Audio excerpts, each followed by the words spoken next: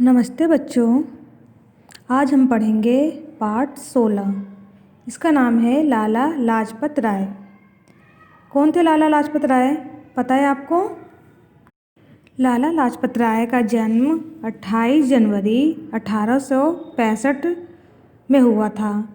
ये भारत के एक प्रमुख स्वतंत्रता सेनानी में से एक थे। इन्हें पंजाब केसरी भी कहा जाता था। ठीक है, ये प्रमुख राष्ट्रीय कांग्रेस में गरम दल के 3 प्रमुख नेताओं में से एक थे। गरम दल नेता कौन से थे? जो गुस्से वाले होते थे, ठीक है ना। कौन कौन से थे? लाल बाल पाल। ठीक है बच्चों, मैंने क्लास 3rd में करवाया था लाल बाल पाल का पूरा नाम। ठीक है, तो आइए शुरू करते हैं। लाला लाजपत राय व्यक्ति नहीं, संस्था थे। संस्था का अर्थ होता है सभा या समिति। ठीक है, उन्हें अपने देश और संसार से प्रेम था। वह अपने देश और पूरी दुनिया से प्रेम करते थे। ठीक है, लाला जी को पंजाब केसरी, शेरे पंजाब के नाम से भी जाना जाता था। ठीक है, और जाना जाता है। ठीक है बच्चों, लाला लाजपत राय का जन्म पंजाब के ढुड़के गांव में हुआ था। ठीक है, मैंने सन अभी आपको बताया 28 जनवरी 1865 में हुआ था। ठीक है, जो अब मोगा ज़िले में है। उनके पिता लाला राधाकृष्ण राय विद्यालय में निरीक्षक के रूप में कार्यरत थे।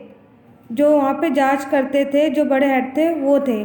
ठीक है, माता गुलाब देवी ने इनको बाल्यकाल में ही नैतिकता का पाठ पढ़ा दिया था। बाल्यकाल का अर्थ है बचपन में ही। नैतिकता का अर्थ होता है आचरण, अच्छी शिक्षा देना।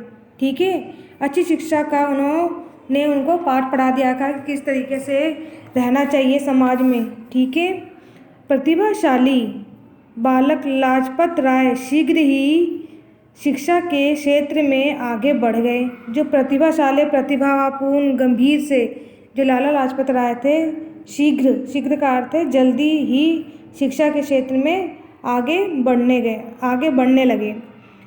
आपने लाहौर राजकीय महाविद्यालय में प्रवेश लिया। जो लाला लाजपत राय थे, लाहौर राजकीय महाविद्यालय में उन्होंने दाखिला लिया। वहाँ दयानंद सरस्वती के शिष्य, वहाँ पर जो दयानंद सरस्वती थे उनके शिष्य गुरुदत्त जी से उनकी भेंट का अर्थ है मुलाकात हुई।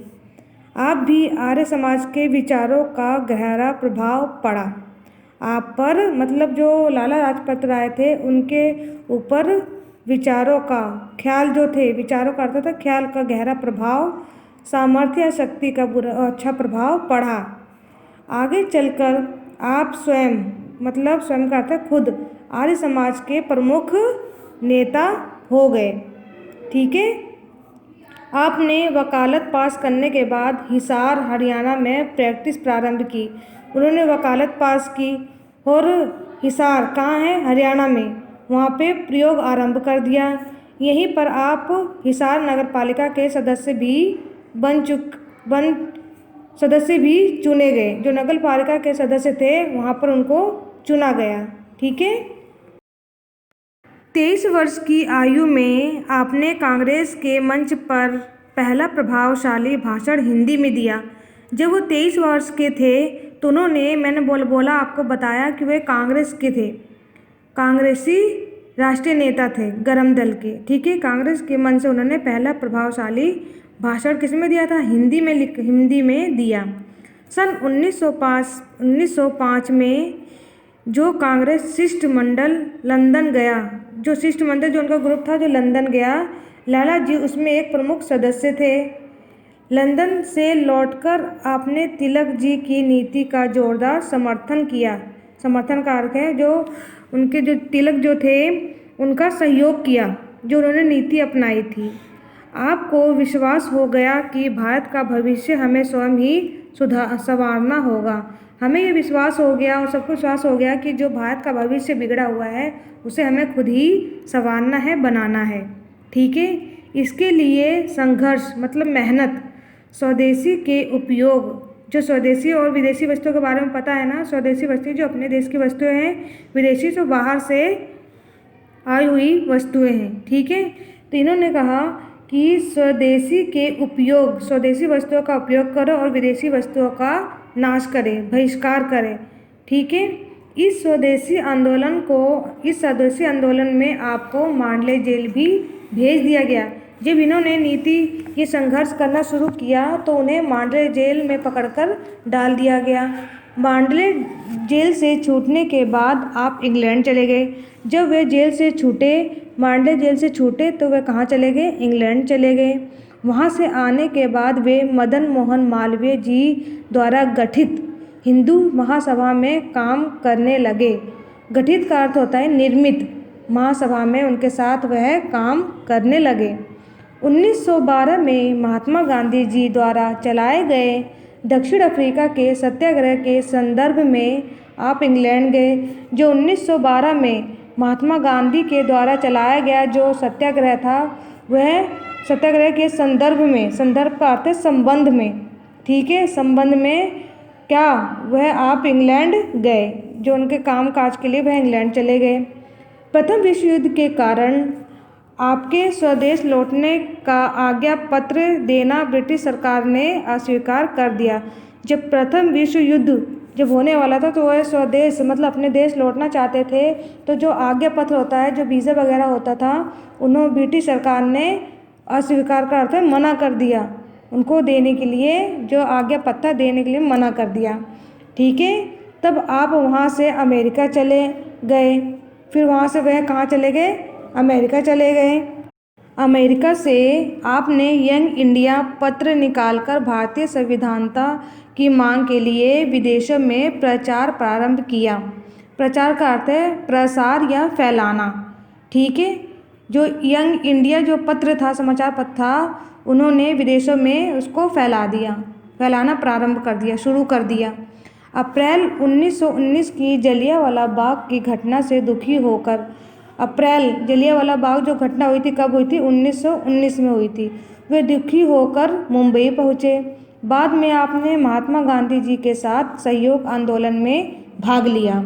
ठीक है, वे जब दुखी हो गए तो महात्मा गांधी ने असहयोग आंदोलन शुरू किया था, उसमें उन्होंने भाग लिया। किसने भाग लिया था? लाला लाजपत राय ने।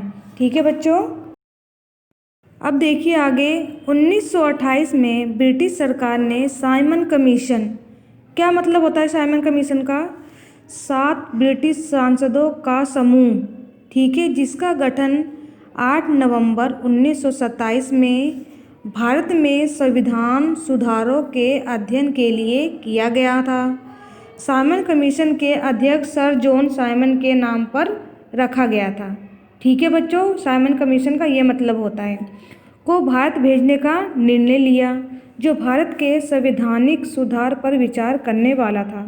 संवैधानिक का अर्थ होता है संविधान से संबंध रखने वाला। ठीक है, इस कमीशन में कोई भी भारतीय सदस्य नहीं था। जो ये कमीशन, जो साइमन कमीशन, इसमें कोई भारतीय सदस्य नहीं था। बाहर के विदेशी जो थे वे लोग इसमें शामिल थे। इससे भारतीयों में रोष व्याप्त हो गया। जब भारतीयों को पता लगा तो इससे भारतीयों में रोष का अर्थ होता है क्रोध उत्पन्न हो गया। आप काले झंडे लेकर लाहौर में विद्रोह प्रदर्शन का नेतृत्व कर रहे थे। उन्होंने काला झंडा लेकर लाहौर में उसके विरोध किया कि भारतवासियों को आपने क्यों नहीं लिया, आपने विदेशों को ही क्यों लिया है इसमें। उसका नेतृत्व करने लगे, उसका विद्रोह करने लगे। पुलिस बर्बरतापूर्वक इस जुलूस पर लाठियाँ बरसा रही थी। जो पुलिस थी बहुत ही बुरी तरीके से जो जुलूस निकाले थे उन पर लोगों पर लाठियाँ बरसाने लगी, मारने लगी। आप पीछे हटने वाले शूर सैनिक नहीं थे। वो पीछे हटने वाले शूर सैनिक नहीं थे। कौन? लाला लाजपत राय। ठीक है, आप पर लाठियों के अनगिनत प्रहार पड़े, उन पर भी लाठियों के अनगिनत प्रहार पड़े, उन्हें भी चोट लगी, जिससे 17 नवंबर 1928 को आप सदा के लिए मातृभूमि की गोद में सो गए। जब उन पर लाठियों के प्रहार हुए तो वह 17 नवंबर 1928 को उनकी क्या हो गए? वो शहीद हो गए। भारत देश के लिए, भारत भूमि के लिए, अपनी मातृभूमि की गोद में वे सो गए। इससे राष्ट्रीय आंदोलन का एक उच्चतम नेता और भारतीयता का प्रबल स्तंभ चला गया है। इसी से ये पता चलता है कि भारतीय का उच्चतम जो ऊंचा श्रेष्ठ नेता था वह प्रबल, प्रबल का अर्थ क्या होता है? मजबूत। स्तंभ मतलब खंभा, जो मजबूत हमारी लाठी एक खंभा था वह क्या चला गया। आप कहा करते थे ना, मेरा मत सत्य है, मेरी बात सत्य है, मेरा धर्म स्वराष्ट्र की पूजा है, मेरा न्यायालय स्वयं मेरा अंतःकरण है। जो मेरा न्यायालय है वह स्वयं मेरा जो अंतर आत्मा है, जो वो मेरा न्यायालय है। ठीक है बच्चों, ये पाठ आपको समझ में आ गई होगी। अब इसके शब्दार्थ देखिए। ठीक है, बाल्यकाल का अर्थ है बचपन, रोष क्रोध, अंतःकरण अंदर की शक्ति, प्रैक्टिस अभ्यास, प्रहार चोट, संदर्भ संबंध, स्तंभ आधार। ठीक है बच्चों, ये शब्दार्थ आपको अपनी कॉपी में करने हैं। ठीक है, नमस्ते बच्चों।